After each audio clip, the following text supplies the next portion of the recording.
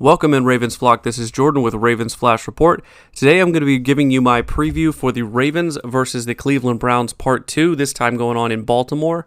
So the first time the Ravens came into Cleveland and basically owned them for the entirety of the game, but this game is going to be a lot different. Deshaun Watson is now going to be quarterbacking for the Cleveland Browns. The Ravens have a lot more of their healthy starters playing in this game than they did the first time around as well. But this game honestly just feels a lot different. So we're going to go into the players to talk about for each side, how they can each win, and more. So let's get to it. They're going to get a Super Bowl out of me. Believe that. Believe that.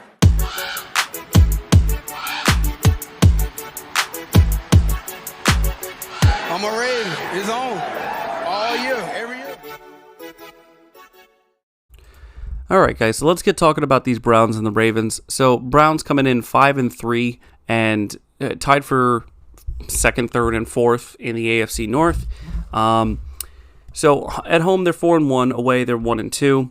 The one home loss does come, of course, to Baltimore when they came in and basically just ran roughshod over them with the rookie quarterback. The Ravens did, of course, they did have some starters out as well. Marlon Humphrey was out, as well as starting left tackle Ronnie Stanley, center Tyler Linderbaum. So nobody was firing on all cylinders, and it won't necessarily be that same way this week. We'll get to the injury report a little bit later. But, yeah, Browns at home, decent offense, fantastic defense, and you can see by the scores here that a lot of excellent wins for them at home. When they travel abroad, not really so much. Better offense, but the defense allows almost 3 times the amount of points. That Indianapolis score does elevate it a bit, but they don't have a game that their defense hasn't allowed less than 20 points. So for the Ravens, on the other hand, 7-2 record, first in the AFC North, 1 loss at home and 1 loss away. The home loss, of course, to Indianapolis, the away loss to Pittsburgh. And really at home, they've just been very dominant this season, other than the Indianapolis loss. As you can see by the scores, and obviously the Detroit and Seattle games being the most recent home games have just been utter domination by this defense and the offense as well. So some of the Browns to watch, Deshaun Watson, yeah, he's been kind of inconsistent when he has played, but as of recently, his numbers have started to improve. You know, most recently against Arizona, he had 107.5 passer rating, 2 touchdowns. So he was definitely in form for that game. Amari Cooper, in my eyes, kind of the most legitimate threat at wide receiver on this team, and Elijah Moore hasn't really done too much to stand out while he's been with the Browns so far. But Amari Cooper's best game did come last week against the Cardinals, where his touchdown was a bit of a circus catch, a bit of a fluke play. But you know what? He was Johnny on the spot. He was there, and 5 for 539 yards. Can't be mad at it. David Njoku is also trending in the right direction for the Browns. Last 2 games, he's had his first and second touchdown of the season.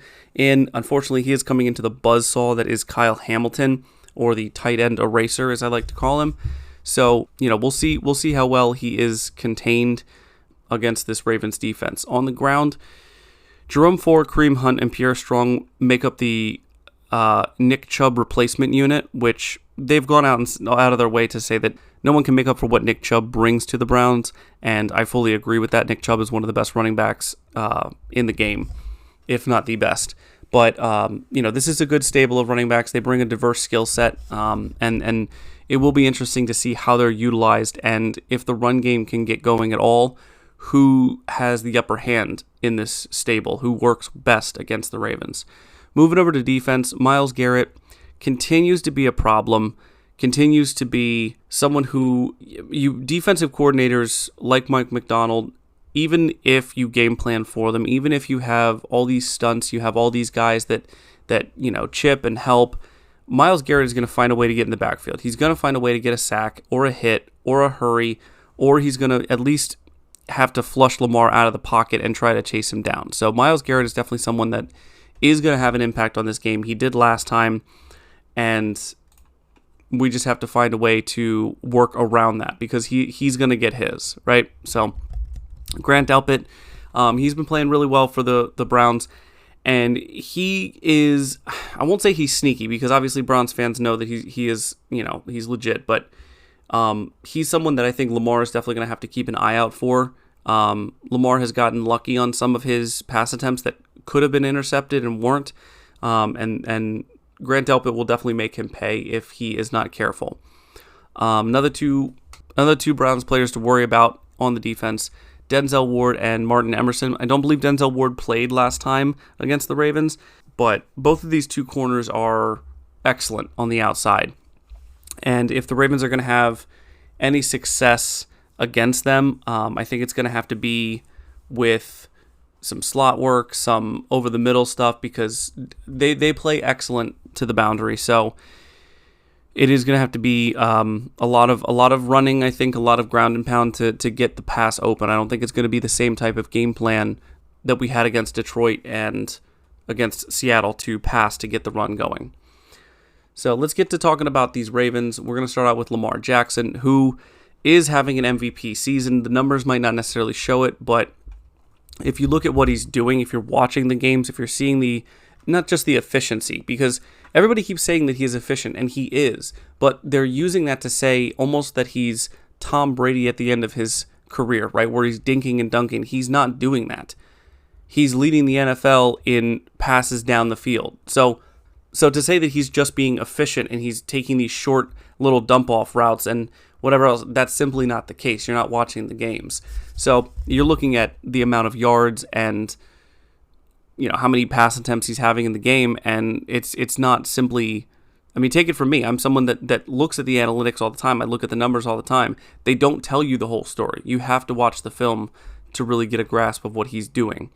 Also, got to mention the fact that the last time he played the Browns, he went 15 for 19, 186 yards, 2 passing touchdowns, had a passer rating of 142.5, 9 rushing attempts for 27 yards, and 2 rushing touchdowns. So, again, 186 yards doesn't look impressive, but when he has 4 touchdowns to his name, then you start to understand what he's capable of doing.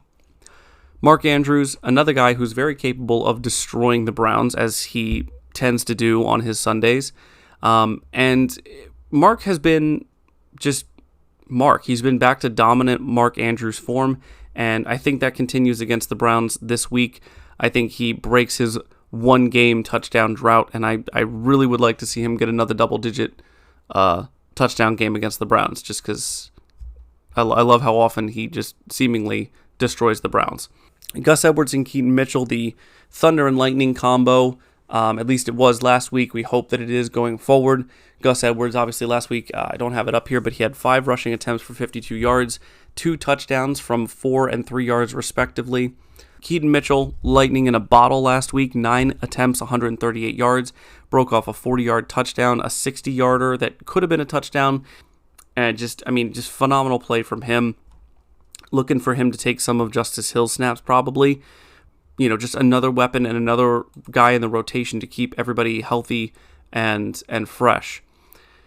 So the Ravens wide receivers, kind of a pick your poison for who's going to have a day, and they might not, any of them have a day. They might all have 4 to 5 receptions and anywhere from 30-some to 60-some yards. That seems to be kind of the ML, right? It's a spread offense, and not everybody's going to have a 100-yard day. There might not be somebody that has like an Amari Cooper type of score, box score, but they are going to get some significant plays. They are going to get a lot of first downs. They're going to get a lot of good looks in single coverage. So I'm looking for that, especially in the slot with Zay and OBJ if he's in the slot. During the game, we'll be looking for some work there across the middle of the field. Ravens defense, Geno Stone continues to just basically have more receptions than some of the Browns receivers, and I think he's going to get another interception. I want him to keep that streak going just because it's so much fun.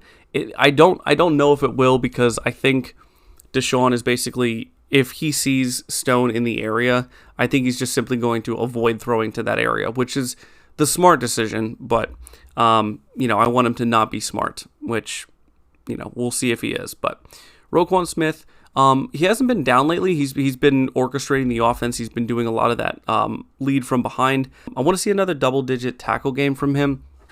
It just feels like he isn't as right in the front lines as he has been. Now, speaking of front lines, our defensive line has been part of the reason why I think Roquan hasn't had to do too much, because they've been stealing the show the last couple of weeks. Matabike has been sacking everybody every single game. Michael Pierce went off against the Cardinals, and Travis Jones he doesn't rush the passer as well as Pierce and Matabike, but his length, his strength, and his ability to push the interior of the pocket from the line inwards is amazing. Jones doesn't get as many snaps as Pierce or Matabike, but he makes the most out of them, and he really has a huge impact on the run game just from collapsing the interior of that line. So injury report, this is just as of Wednesday. These things are going to change. I just wanted to have it up here just so people could kind of get an idea of who did what, but this is obviously going to change Thursday, Friday, and then we'll see who's designated for the game. So real quick, these are sort of the keys to victory sort of things that I'm going to be looking for the Ravens to either work on or continue to improve.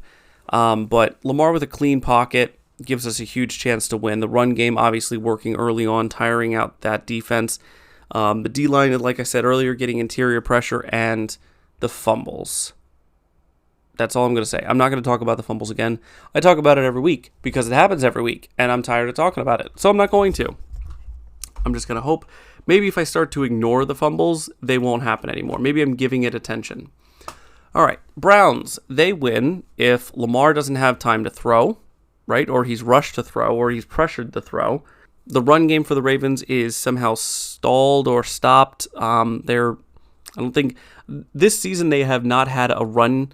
They have not had a game where they have rushed for less than 120 yards. So I don't see that happening, but if it does, they have a good chance of winning because the Colts and the Steelers were two of the lowest rushing numbers for the Ravens.